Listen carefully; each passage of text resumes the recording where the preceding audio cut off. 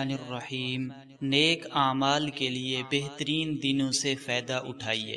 عن ابن عباس عن النبی صلی اللہ علیہ وسلم انہ قال ما العمل فی ایام افضل منها فی هذه قالوا ولا الجهاد قال ولا الجهاد الا رجل خرج يخاطر بنفسه وماله فلم يرجع بشيء۔ نبی کریم صلی اللہ علیہ وسلم نے ارشاد فرمایا، اللہ رب العزت کے نزدیک نیک اعمال کے اعتبار سے کوئی بھی زمانہ ان 10 ایام عشرہ ذی الحجہ سے زیادہ محبوب اور فضیلت والا نہیں ہے۔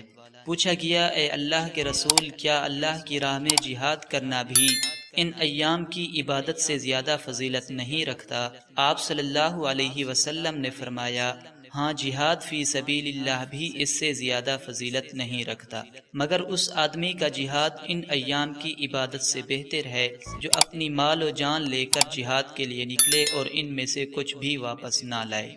صحیح بخاری۔